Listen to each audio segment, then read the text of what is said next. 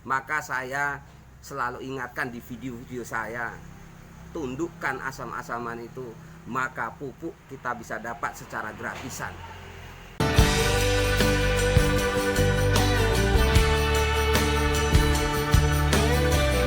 Assalamualaikum warahmatullahi wabarakatuh. Selamat dan salam sejahtera selalu buat para sahabat maupun rekan tani sekalian dimanapun berada. Salam tani, bersama saya kembali Budi Harto di channel Paduan Budidaya Tanaman.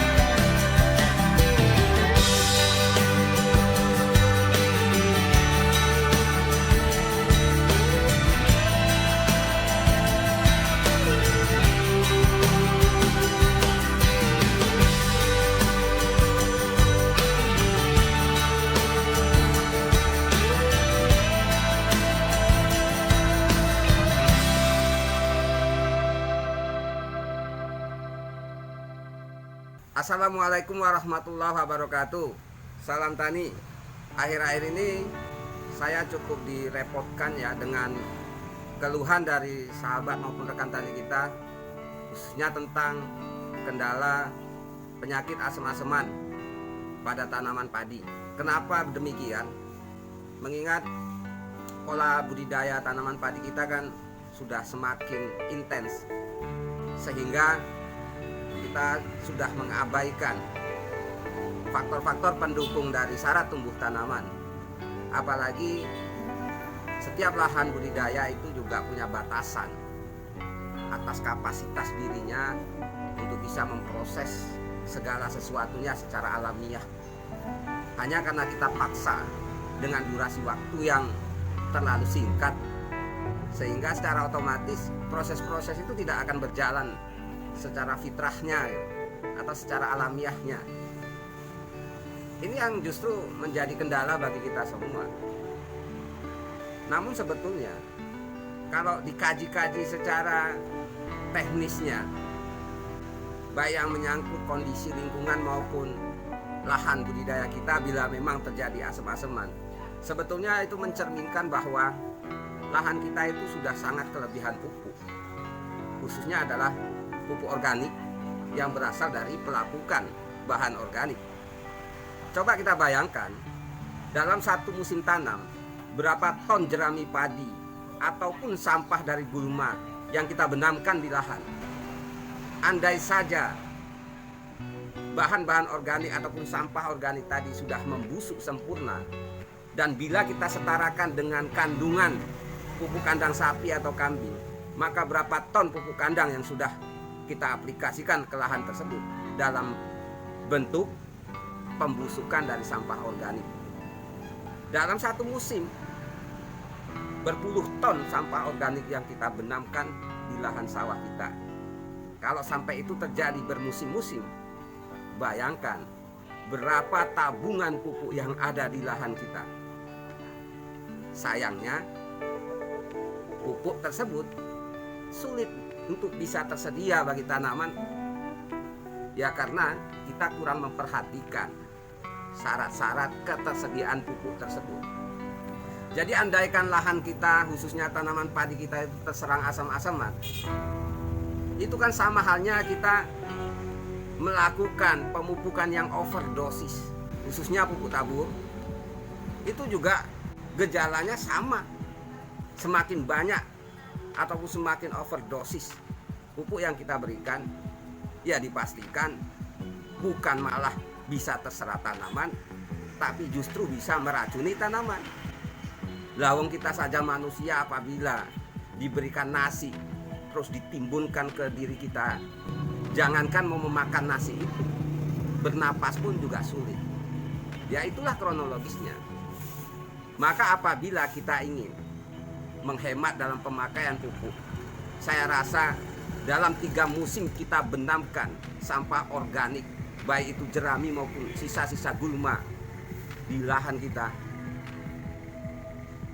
kemungkinan besar sampai 4-5 musim ke depan kita tidak butuh lagi pupuk tabur, apabila kondisi lingkungan ataupun lahannya bisa kita tundukkan.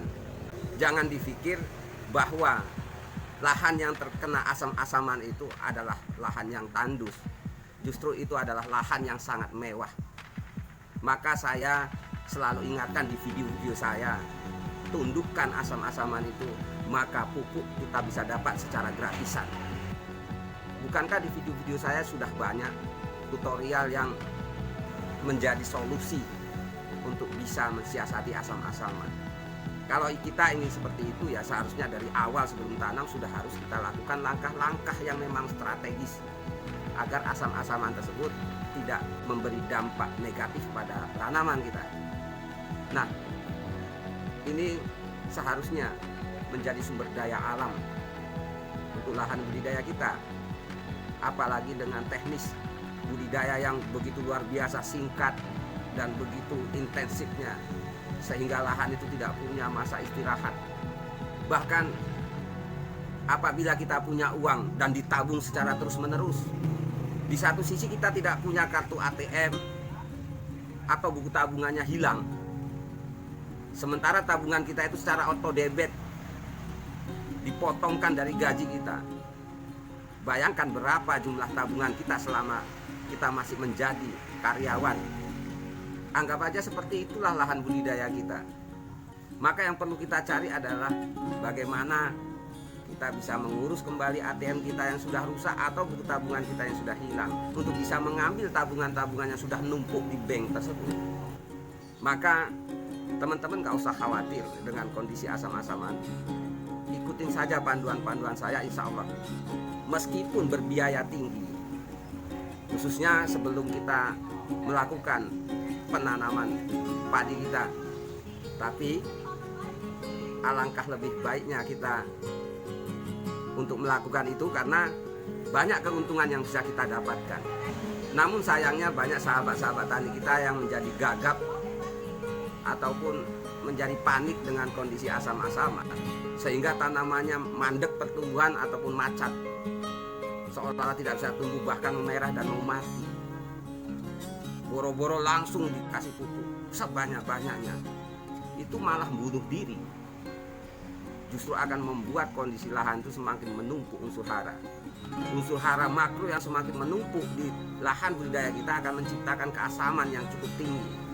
Dan keasaman yang cukup tinggi tersebut, meskipun unsur hara yang ada, baik nitrogen, fosfat, kalium, kalsium dan sebagainya, sudah melimpah dan tersedia untuk tanaman, tapi tidak bisa diserap oleh akar tanaman karena terikat oleh unsur-unsur logam.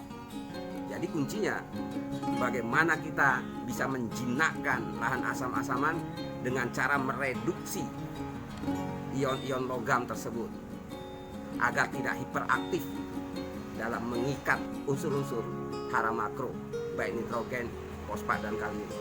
Nanti sahabat-sahabat tani bisa melihat video-video dari petani-petani binaan saya yang mungkin saat ini sudah mulai menerapkan dengan panduan teknis pemupukan tabur yang dikurangi sampai 60%. Karena dasarnya ada. Kalau lahan asam-asaman itu saya rasa bila kita bisa tundukkan itu, bisa kita siasati agar asam-asamannya itu mereda, insya Allah saya yakinkan ke sahabat tani sekalian, usah melakukan pemupukan kecuali pemupukan melalui penyemprotan, itu pun sebagai tambahan dan sebagai starter untuk proses metabolisme tanaman, mulai dari penyerapan hingga ke fotosintesa.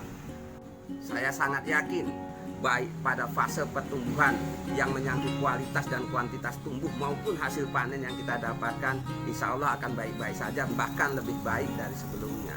Karena semua proses dekomposisi yang sudah berjalan dari musim-musim sebelumnya itu sudah tersedia untuk tanaman. Layaknya gudang logistik yang menyimpan semua bahan makanan yang kita perlukan, namun terkunci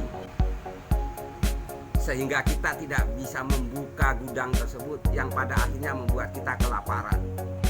Itulah sebagai paribahasa saya agar sahabat tani bisa memahami itu. Jadi tetap semangat, tundukkan asam-asaman, insya Allah kita dapat pupuk gratisan yang melimpah. Saya Budiarto dari Stabat, Langkat, Sumatera Utara. Jayalah selalu petani Indonesia dan salam tani. Billahi taufiq wal hidayah. Barakallahu fikum. Wassalamualaikum warahmatullahi wabarakatuh.